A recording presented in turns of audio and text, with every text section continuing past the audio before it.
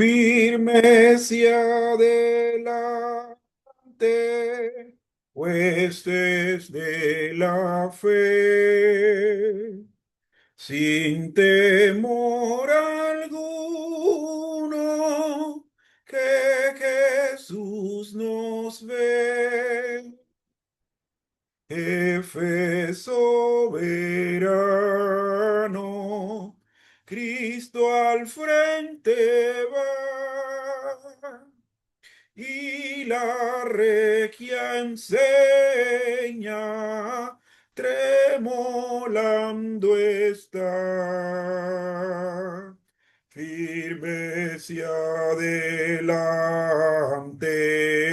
huestes de la fe, sin temor alguno, que Jesús nos ve.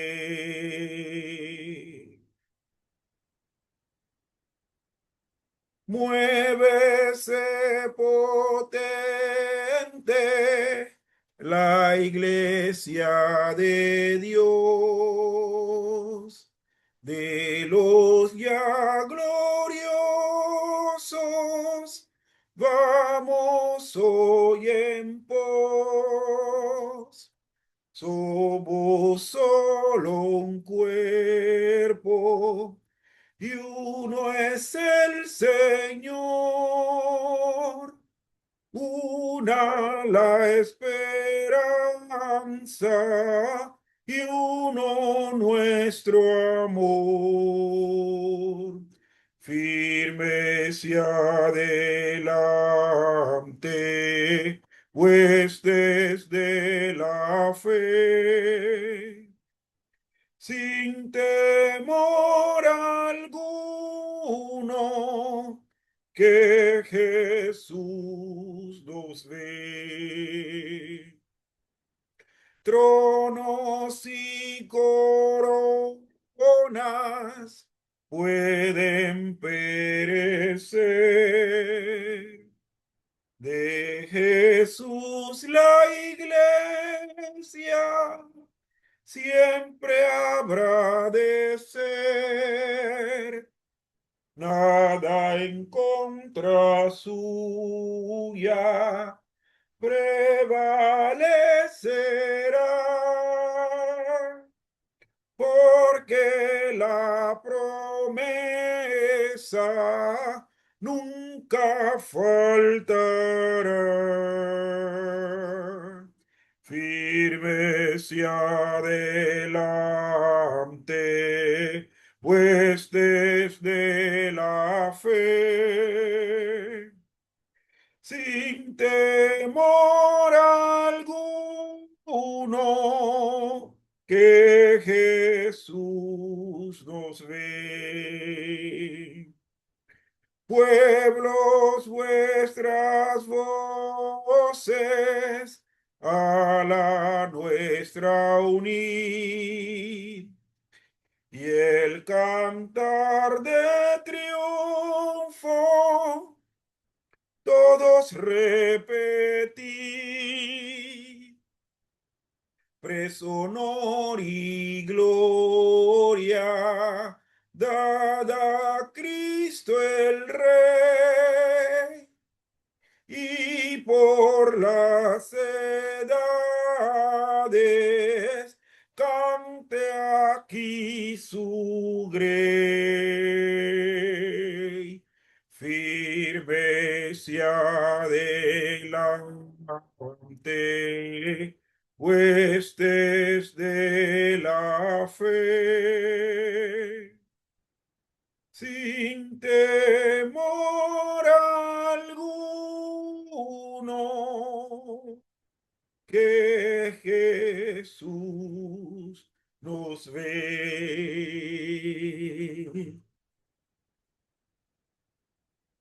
Muy buenas tardes, aquí con ustedes su hermano César Tuñón, y en este momento queriendo compartir el estudio, la meditación, testimonio en un mundo hostil, que está basado en Primera de Pedro, capítulo 2, versos del 11 al 17, el cual procedo a leer seguidamente.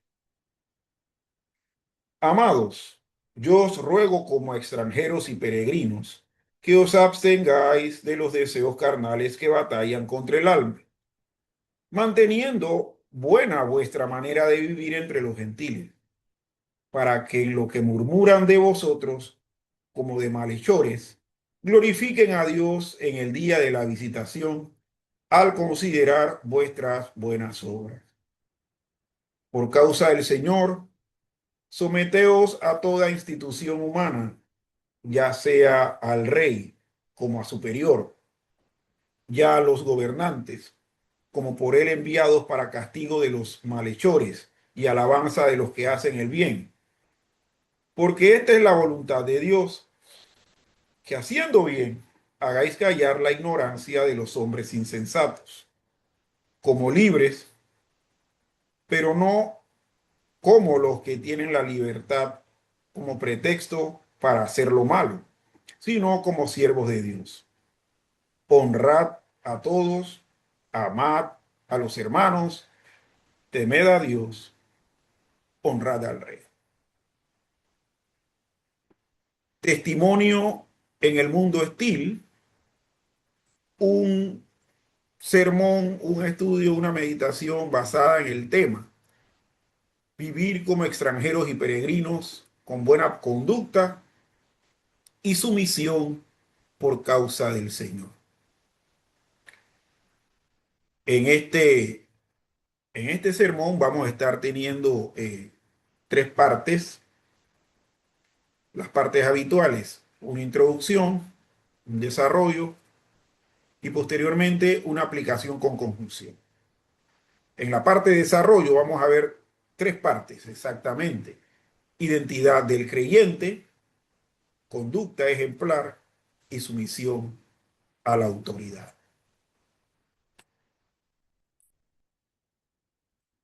Los cristianos de aquel tiempo eran una pequeña minoría en una sociedad pagana, donde fácilmente podían ser acusados de criminales.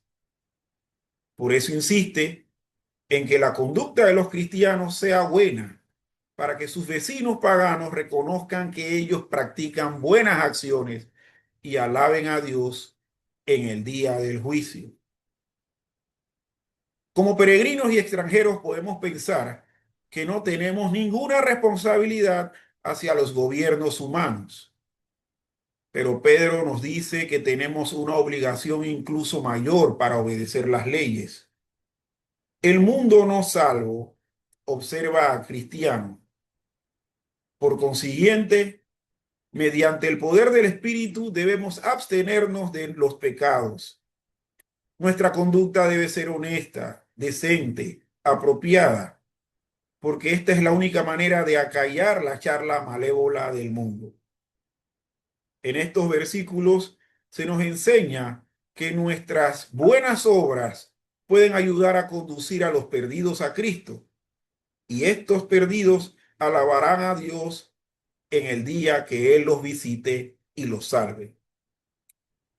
Aunque tal vez no les tengamos respeto a los que están en posición de autoridad, debemos respetar el oficio que representan y obedecer las leyes.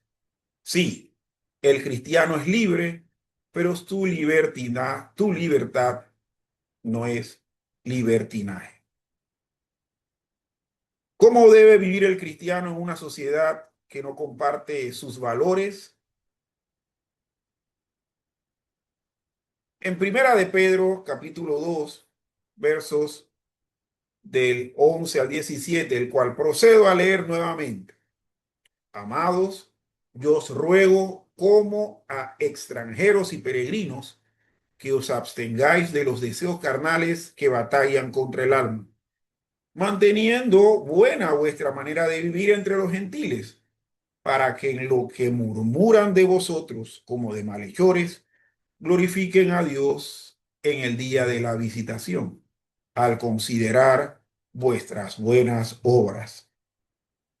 Por causa del Señor, someteos a toda institución humana, ya sea al rey como a superior, ya a los gobernadores como por él enviados para castigo de los malhechores y alabanza de los que hacen el bien, porque esta es la voluntad de Dios, que haciendo bien hagáis callar la ignorancia de los hombres insensatos, como libres, pero no como los que tienen la libertad como pretexto para hacer lo malo, sino como siervos de Dios. Honrad a todos, amad a los hermanos, temed a Dios, honrad al rey. Primeramente vamos a ver la identidad del creyente.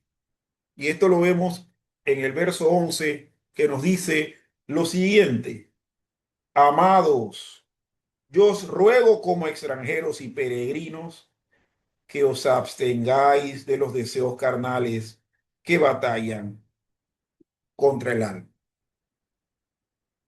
Se nos habla de extranjeros y peregrinos. Nosotros los creyentes no somos de este mundo. Los creyentes de la antigüedad no eran de este mundo. Los creyentes en el futuro no serán de este mundo. Por lo tanto, extranjeros y peregrinos implica desapego del mundo y enfoque en lo eterno. Es un llamado a abstenerse de los deseos carnales que batallan contra el alma. Este verso dice: amados, yo os ruego como extranjeros y peregrinos que os abstengáis de los deseos carnales que batallan contra el alma. Estas dos palabras, extranjeros y peregrinos, describen aspectos separados de la misma realidad. ¿Y cuál es la realidad? No ser de este mundo. De manera específica, la palabra extranjero viene del griego paroikos, que está relacionado con paroikeo, que significa habitar al lado o entre. Viene de las raíces griegas para, al lado, y oikeo, que es habitar o morar. Por lo tanto, literalmente significa morador cercano y luego advenedizo. Con este nombre se encuentra en inscripciones y de ahí como nombre extranjero. Por lo tanto, en el versículo 11 se nos insta a que se nos ruega como a moradores cercanos pero advenedizos a que nos abstengamos de los deseos carnales que batallan contra el alma. También de manera específica la palabra peregrino viene de parepípede, parepidemos, adjetivo que significa morando en un lugar extraño o alejado del propio pueblo de uno. Y viene de las raíces para, al igual que la anterior, extranjeros, que significa desde, expresando una condición contraria, y epidemeo, que es estarse y morar. Demos, pueblo. Y se utiliza de los santos del Antiguo Testamento y metafóricamente de aquellos cuya patria es el cielo y que son por ello mismo peregrinos sobre la tierra. Al juntar estas dos palabras, ya que vemos que extranjeros es morador cercano y luego advenedizo, y peregrinos viene de aquellos cuya patria está en el cielo y por lo tanto somos ajenos de esta tierra, de este sistema pagano, mundano, caído, vemos que lo que anteriormente leímos que son palabras diferentes pero referentes al mismo aspecto. No somos de este mundo. Un morador cercano, advenedizo, seguirá siendo extranjero a la tierra a la que llegue a morar.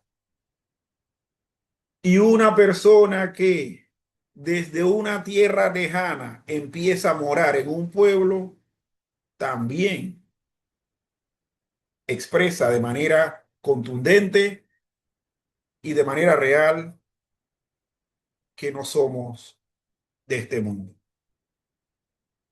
Extranjeros y peregrinos tiene relación con lo que en el versículo 1 del capítulo 1 de Primera de Pedro, que leemos y dice, Pedro, apóstol de Jesucristo, a los expatriados de la dispersión en el Ponto, Galacia, Capadocia, Asia y Bitinia. Esta era la situación del pueblo de Dios del Antiguo Testamento. Y asimismo, el pueblo cristiano vive fuera de su verdadera patria, la patria celestial. Filón de Alejandría, respecto a esto, un filósofo judío, habló de almas como siendo extranjeras, utilizando un término más técnico que extranjeros que viajan fuera de su patria. Habló de almas como siendo extranjeras en sus cuerpos, que pertenecían más bien al cielo.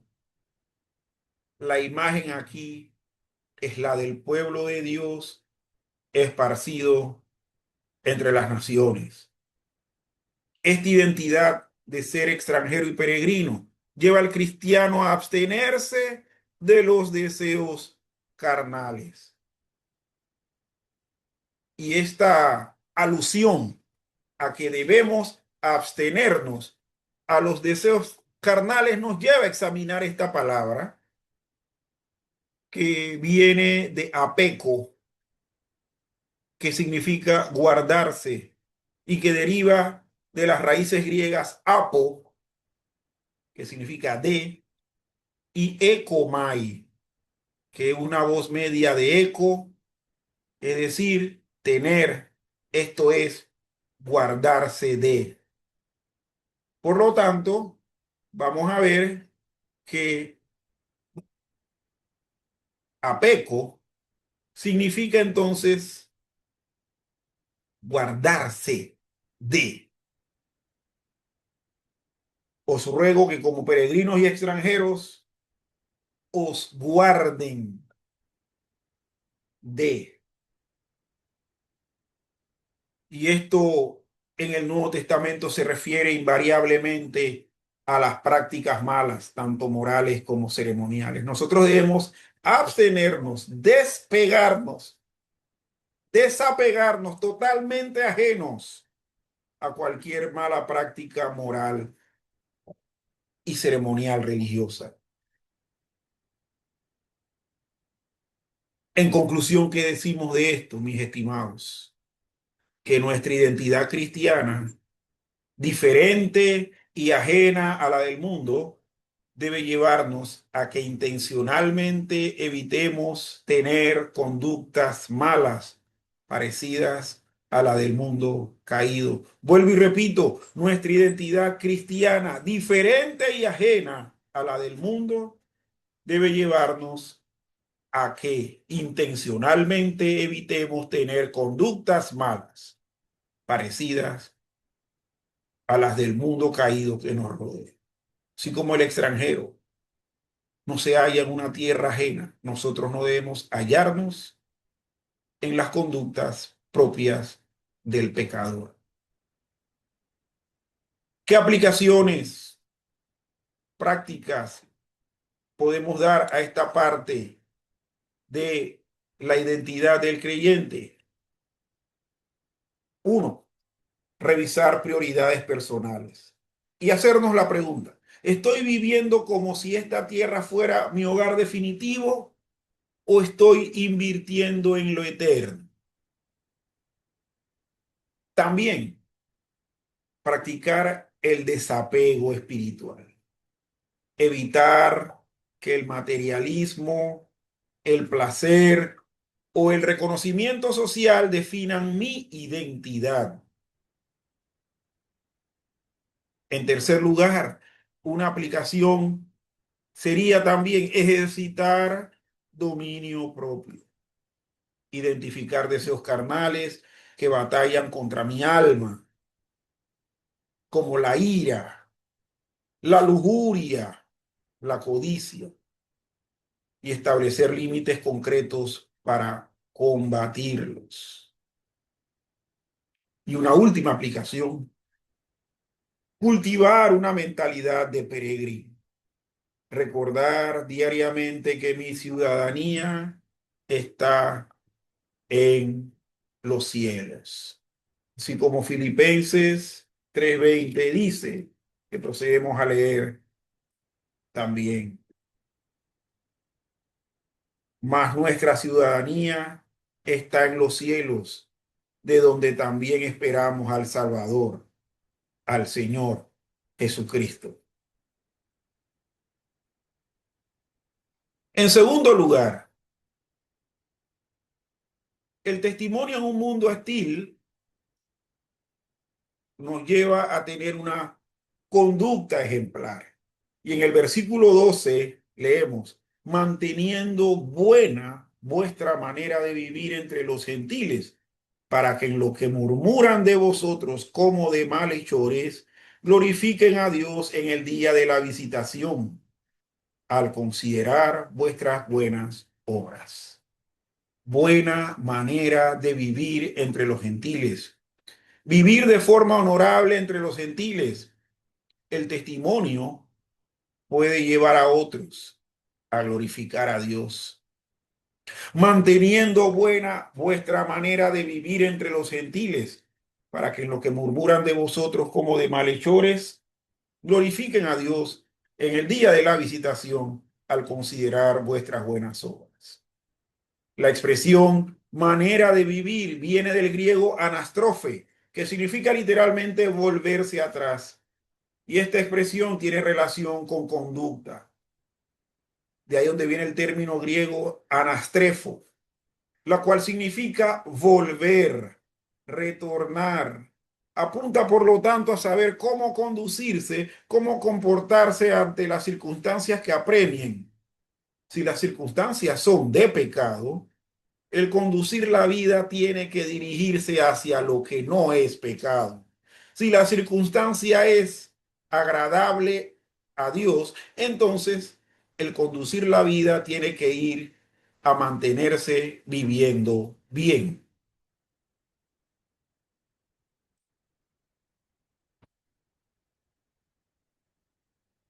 También tenemos el término glorifiquen, que viene del griego doxazo, denota primariamente suponer, y viene del término griego doxa, que es opinar.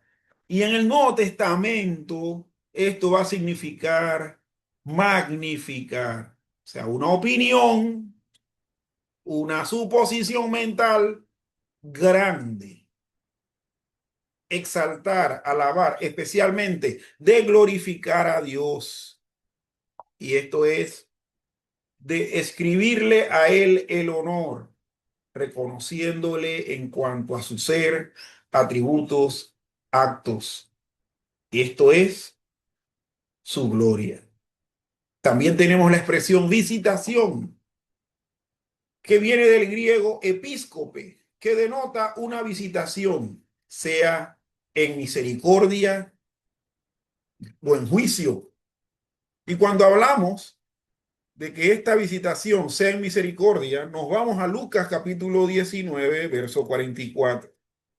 Lucas 19, 44. ¿Qué dice? Lucas 19:44. 44. Dice así, y te derribarán a tierra y a tus hijos dentro de ti, y no dejarán en ti piedra sobre piedra, por cuanto no conociste el tiempo de la visitación. Entonces aquí vemos este aspecto, el aspecto de misericordia. Y esto se lo dice Dios, se lo dice Cristo al pueblo en el momento que él estaba entrando por Jerusalén en su entrada triunfal. Y en cuanto al aspecto de juicio de esta palabra visitación, aquí mismo en Primera de Pedro capítulo 2, Primera de Pedro capítulo 2, en el versículo 12, que aquí es donde hemos estado estacionados. En el versículo 12, entonces vemos que manteniendo vuestra buena manera de vivir entre los gentiles para que los que murmuran, la murmuración de vosotros como de malhechores glorifiquen a Dios en el día de la visitación. Va a llegar un momento en que el juicio de Dios por murmurar respecto a nuestra conducta, siempre y cuando sea nuestra conducta buena, entonces Dios los va a visitar, Dios los va a observar desde arriba y les va a hacer ver las cosas. Este mundo hostil va a procurar siempre estarnos señalando, con razón o sin razón. Pero cuando lo hace sin razón, entonces Dios traerá, llevará juicio a aquellos que lo hacen. Pedro utiliza esto como referencia, la opinión que los paganos tenían de los judíos y la aplica a los cristianos. Los judíos que vivían en la diáspora siempre tenían que preocuparse de las calumnias antijudías de los gentiles por su seguridad y su testimonio para con el único y verdadero Dios. Así como a los gentiles les gustaba calumniar a los judíos que vivían entre ellos, también les gustaba calumniar a los gentiles convertidos al cristianismo, a lo que ellos consideraban como secta judía. La conducta sugerida habría de contrarrestar algunas de las calumnias más tradicionales en contra de dichas creencias. Calumnias de que ellos pervertían el orden público y los valores familiares tradicionales.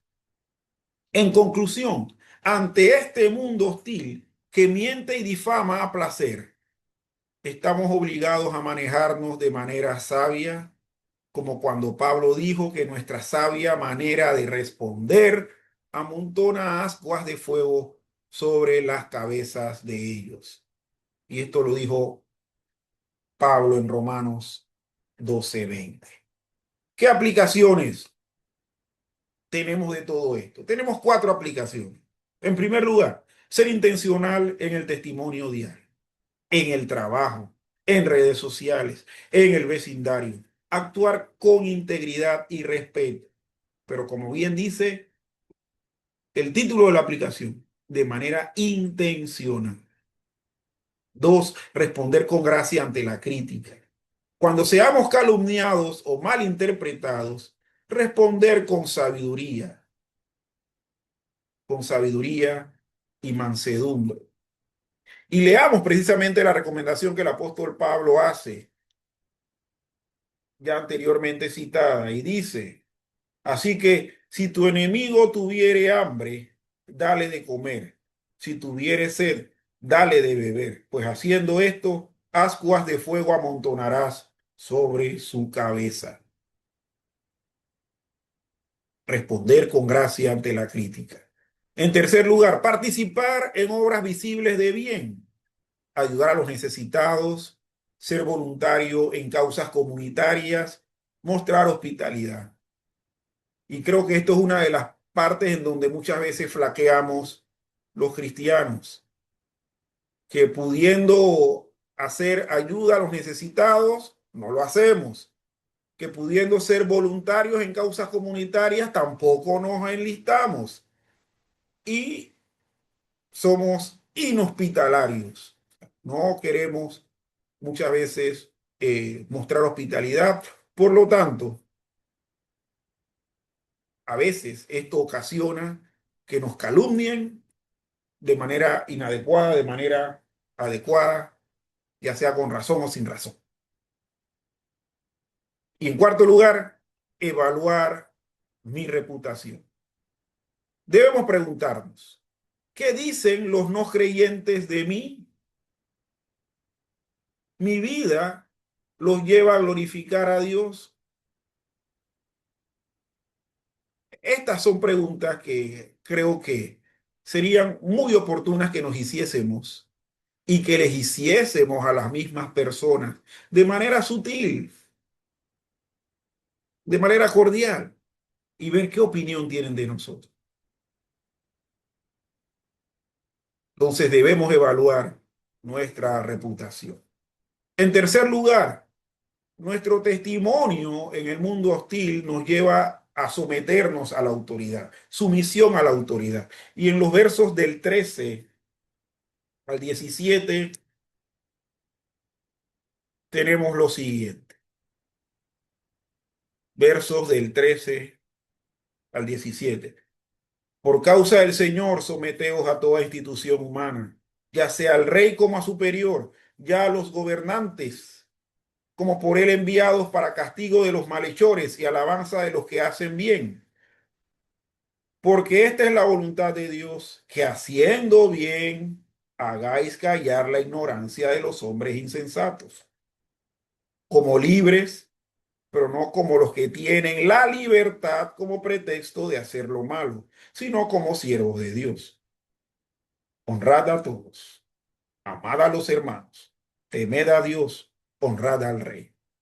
Por causa del Señor, someterse a toda institución humana. La sumisión no es una debilidad, sino obediencia que honra a Dios. Vivir como siervos de Dios, mostrando respeto, amor fraternal y temor a Dios.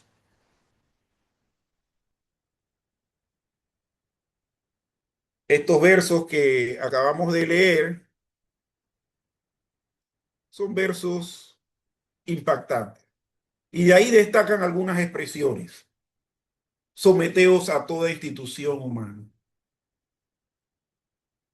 Pablo dice que las autoridades vienen de Dios y esto lo podemos ver en Romanos capítulo 13, versos del 1 al 2 y verso 4.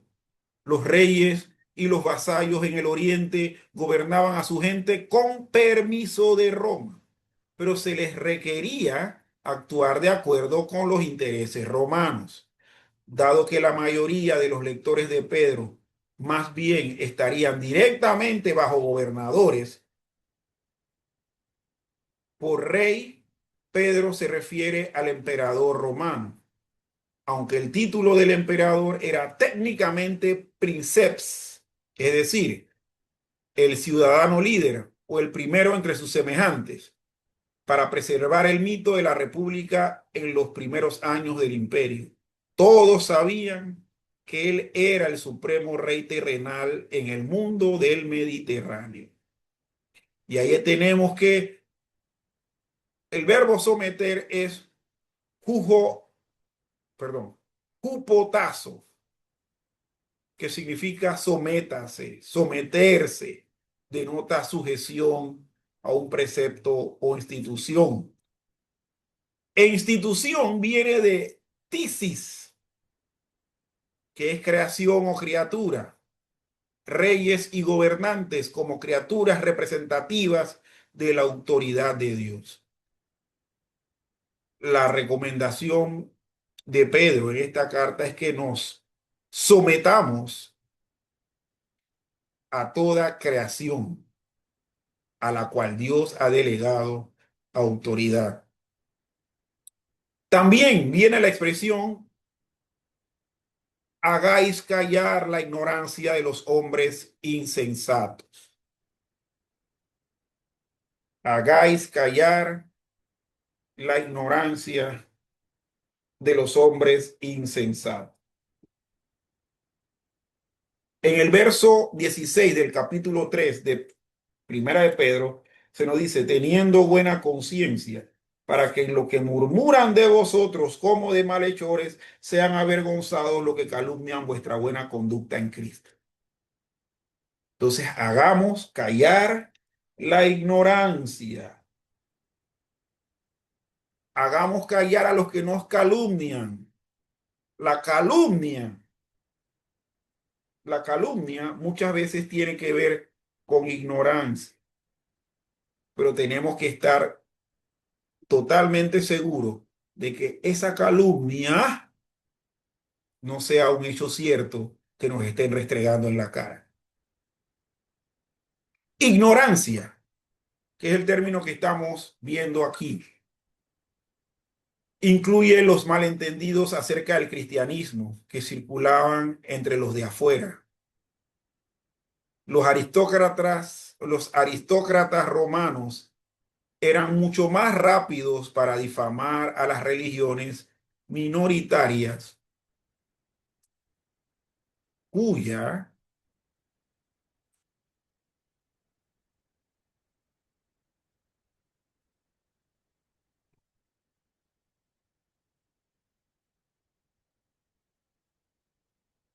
adoración no asimilaba los valores romanos en vez de tratar de comprenderle. El Antiguo Testamento enseñaba la soberanía de Dios sobre los gobernantes. Eso lo podemos ver en Proverbios 16, 10 y 21, 1. Y vemos aquí los términos a resaltar. Callar, que viene del griego phimó, que es poner bozal. Es decir, el apóstol Pedro nos está diciendo que debemos, por nuestra buena conducta, ponerle bozal a los que calumnian. Y esto se usa de manera metafórica, no es que vamos a literalmente a ponerles un bozal, pero de manera general es callarlos. Ignorancia, que viene de agnosia, denota ignorancia como directamente opuesta a gnosis, que significa conocimiento como resultado de observación y experiencia. De ahí deriva el término castellano agnóstico. Una persona agnóstica en esa época era una persona ignorante que evitaba el conocimiento y que hablaba sin saber. Asimismo, el agnóstico presume de muchas cosas que no domina. Nosotros debemos callar la ignorancia de los insensatos. Y esta palabra insensatos es afrón, que significa sin razón y que deriva del privativo a y del término front, que significa mente, es decir, sin mente, sin razón, carencia de integridad mental y de sobriedad, un hábito mental desenfrenado y desconsiderado, o la carencia de la perspectiva de sentido común de la realidad de las cosas naturales y espirituales, o el ordenamiento imprudente de la propia vida con respecto a la salvación. También en estos textos últimos que leímos vemos la expresión como libres, pero no como los que tienen la libertad como pretextos para hacer lo malo, sino como siervos de Dios. Aquí Pedro modifica una exhortación común de los filósofos antiguos. Para ellos, libertarse de los valores del mundo significaba no solo la autoridad para hacer lo que uno quisiera, sino también la libertad de buscar la virtud, libertad del deseo y libertad sin excederse. La mayoría de los filósofos, tales como los estoicos contemporáneos, consideraban al hombre sabio como el regidor ideal, pero aún así defendían la obediencia al Estado. Para los cristianos, libertad significaba ser libres para ser esclavos del pecado, pero también ser libres para cumplir las leyes del Estado como siervos de Dios. Por lo tanto, la palabra libres viene del término griego eleuteros, de ahí el nombre eleuterio, para que sepan. Primariamente, de la libertad de ir a donde uno le plazca. Se usa de la libertad de restricciones o de obligaciones en general. Pretexto es la palabra griega epikaluma, que es una cubierta, un medio tras el cual esconderse, y viene de epi, que significa sobre, y calupto, que significa cubrir, de ahí donde viene también el término apocalipsis, aunque aquí sería epicalupto o epicalumna. De ahí entonces, hermanos, pretexto, excusa para la maldad.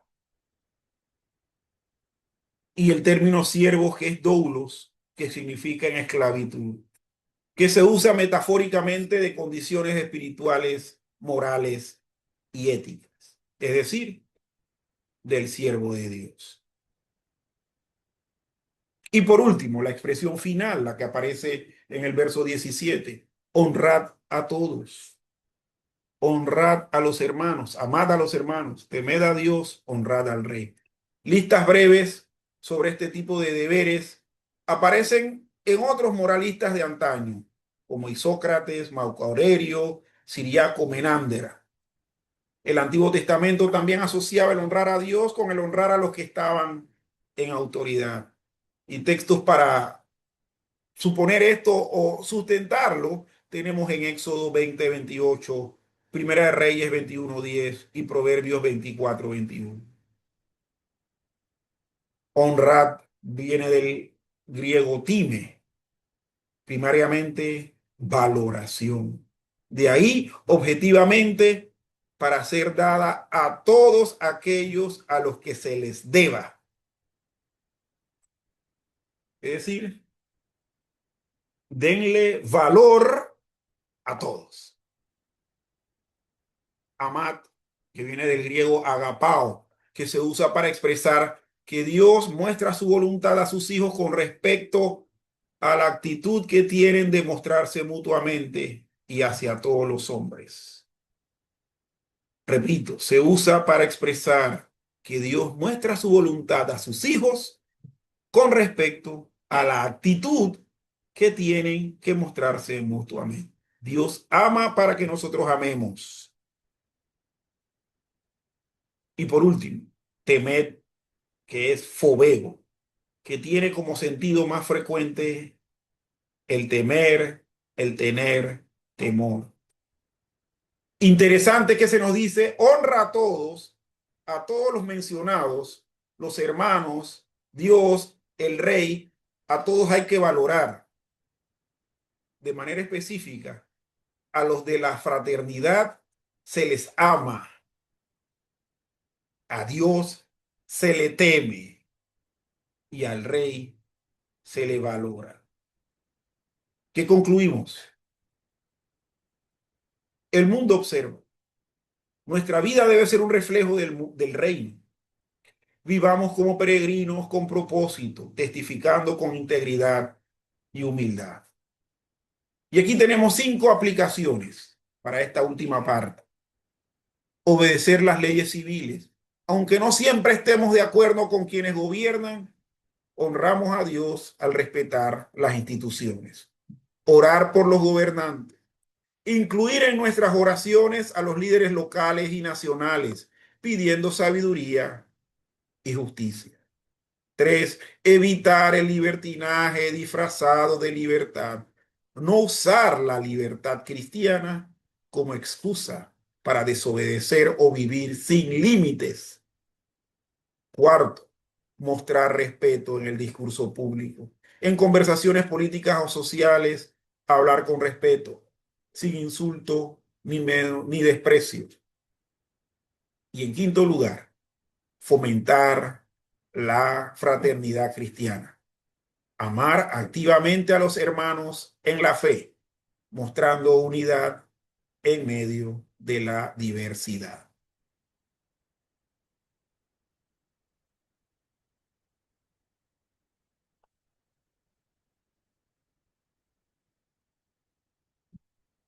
Y por último, una conclusión práctica.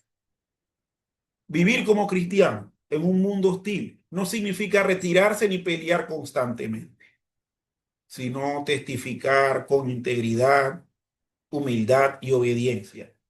Nuestra vida debe ser una carta abierta que glorifique a Dios y que silencie la ignorancia de los insensatos. Que el Señor pues les bendiga a cada uno de ustedes.